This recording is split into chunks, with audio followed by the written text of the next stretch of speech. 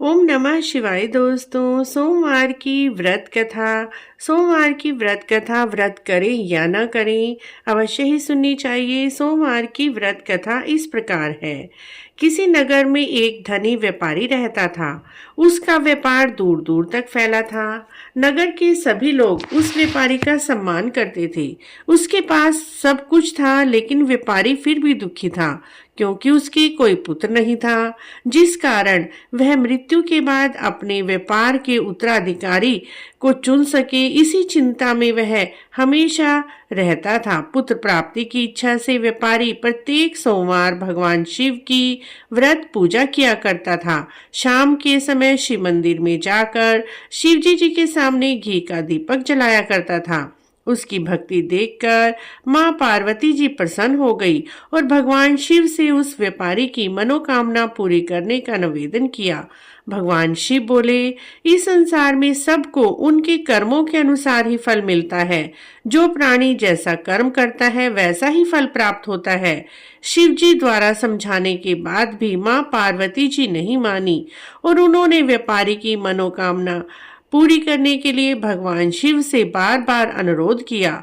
माता के आग्रह को देखकर भोलेनाथ ने उस व्यापारी को पुत्र प्राप्ति का वरदान तो दिया, लेकिन साथ में यह भी कहा कि इसके पुत्र की आयु केवल 16 वर्ष की होगी। 16 वर्ष तक ही यह जीवित रह सकता है। उसी रात भगवान शिव उस व्यापारी के स्वप्न में आए और बोले, तुम्हें पुत्र प्राप्ति का वरदान मिला है, लेकिन तुम्हारे पुत्र की आयु केवल 16 वर्ष ही होगी। भगवान के वरदान से व्यापारी को खुशी तो हुई, लेकिन पुत्र की अल्पायु की चिंता में वह खुशी नष्ट हो गई। व्यापारी पहले की तरह सोमवार को शिव भगवान की विधिवत पूजा व व्रत करता रहा।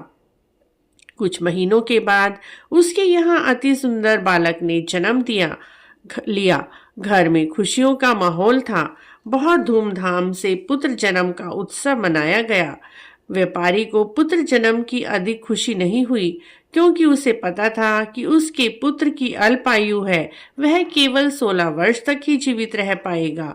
जब उसका पुत्र 15 वर्ष का हुआ, तब व्यापारी ने पुत्र के मामा को बुलाकर कहा, तुम इसे वाराणसी ले जाओ और काशी वाराणसी जाकर इसकी पढ़ाई करवाओ। लड़का अपने मामा के साथ शिक्षा लेने के लिए चला। रास्ते में मामा भांजे विश्राम के लिए एक जगह रुके। वहीं यज्ञ किया, ब्राह्मणों को भोजन कराया। लंबी यात्रा के बाद मामा भांजे एक नगर में पहुंचे। उस नगर के राजा की कन्या का विवाह था। नगर बड़ा ही सजा हुआ था। निश्चित समय पर बारात आ गई, लेकिन वर का पिता अपने बेटे की एक आंख से काना होने के कारण बहुत चिंतित था। उसे भय था, कहीं राजा को पता चल गया तो विवाह के लिए इनकार न कर दे और उसकी बदनामी होगी। जब वर के पिता ने व्यापारी के पुत्र को देखा, उसके मस्तिष्क में एक विचार आया। उसने सोचा, इस लड़के से को दूल्हा बनाकर राजकुमारी से विवाह करा दूं। विवाह के बाद इसको धन देकर विदा कर दूंगा और राजकुमारी को अपने साथ ले जाऊंगा। वर के पिता ने लड़के के मामा से इस बारे में बात की। मामा ने धन के लालच में वर के पिता की बात को स्वीकार कर लिया और अपने भांजे को दूल्हे के वस्त्र पहनाकर राजकुमारी से विवाह करवा दिया। राजा ने बहुत सारा धन देकर राजकुमारी को विदा किया। शादी के बाद लड़का जब राजकुमारी के साथ लौट रहा था, सोच रहा था कि मैं राजकुमारी को कैसे बताऊं सच्चाई, और उस लड़के ने राजकुमारी की चुन्नी के पल्ले पर लिख दिया, राजकुमारी, तुम्हारा विवाह मेरे साथ हुआ है। मैं काशी पढ़ने जा रहा हूँ। जब तुम इस नवयुवक के साथ जाओगी, क्योंकि इस नवयुवक की एक आंख नहीं है, ये एक आंख से काना है। और वह यह लिखकर चला गया। राजकुमारी ने अपने चुन्नी पर लिखा हुआ पढ़ा और काने लड़के के साथ जाने से इनकार कर दिया। राजा को जब सब बातें पता चली तो उसने राजकुमारी को अपने महल में ही रख लिया। उधर लड़का अपने मामा के साथ काशी पहुंच गया। गुरुकुल में पढ़ना शुरू कर दिया।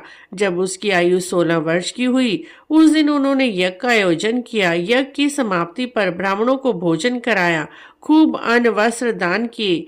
रात को वह अपने सोने के कमरे में सो गया। शिवजी जी के वरदान के अनुसार शयन अवस्था में ही उसके प्राण पखेरु उड़ गए। सूर्य उदय पर मामा ने मृत भांजे को देखकर रोने लगा, विलाप करने लगा और दुख प्रकट करने लगा। लड़के के मामा के रोने के स्वर और विलाप के स्वर जब भगवान शिव और माता पार्वती ने सुने तो माता पार्वती ने भगवान से कहा, हे प्राणनाथ, मुझे इसके रोने के स्वर सहन नहीं हो रहे हैं। आप इस व्यक्ति के कष्टों को अवश्य ही दूर करें। भगवान शिव ने माता पार्वती से कहा, देखो, आपने जिस व्यापारी को पुत्र दिया था उसकी 16 वर्ष की ही आयु थी। वह अपनी आयु भोग चुका है, इसीलिए इसका मामा विलाप कर रहा है। माँ पार्वती ने फिर शिव से निवेदन किया, इस बालक को जीवन दान देने का आग्रह किया। माता पार्वती के बार बार आग्रह करने पर भगवान भोलेनाथ ने उस लड़के को जीवित होने का वरदान दिया और कुछ ही पल बाद वह जीवित होकर उठ बैठा। शिक्षा समाप्त करके लड़का मामा के साथ अपने नगर की ओर चला। दोनों चलते चलते उसी नगर में पहुंचे जो जहां उसका विवाह हुआ था। नगर में यज्ञ का आयोजन किया। राजा ने यज्ञ के आयोजन में तुरंत ही उस लड़के को पहचान लिया। यज्ञ की समाप्ति के बाद राजा ने मामा और लड़के को महल में बुलाया। महल में रखकर बहुत सा धन, वस्त्र और राजकुमारी के साथ विदा किया। इधर भूखे प्यासे रहकर व्यापारी और उसकी पत्नी बेटे की प्रतीक्षा कर रहे थे। उन्होंने प्रतिज्ञा कर रखी थी, यदि बेटे की मृत्यु का समाचार मिला तो दोनों ही अपने प्राण त्याग देंगे। लेकिन जैसे ही बेटे के जीवित वापस लौटने का समाचार मिला, वह दोनों बहुत ही प्रसन्न हुए और सारी नगरी में उल्लास करवा दिया। बेटे के विवाह का समाचार सुनकर पुत्र वधु राजकुमारी को देखकर उनकी खुशी का ठिकाना ही न रहा।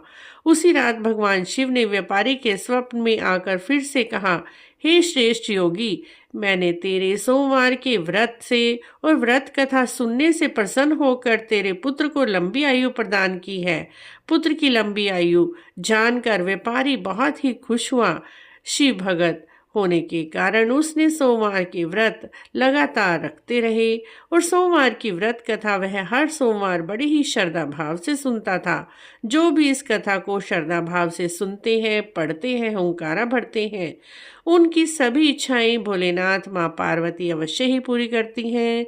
बोलिए भोलेनाथ की जय, माता पार्वती की जय। यदि सोमवार की यह व्रत कथा आपको अच्छी लगी है तो आप हमारे चैनल को जरूर सब्सक्राइब करें, लाइक करें, वीडियो को शेयर भी करें। कमेंट बॉक्स में ओम नमः शिवाय अवश्य लिखें।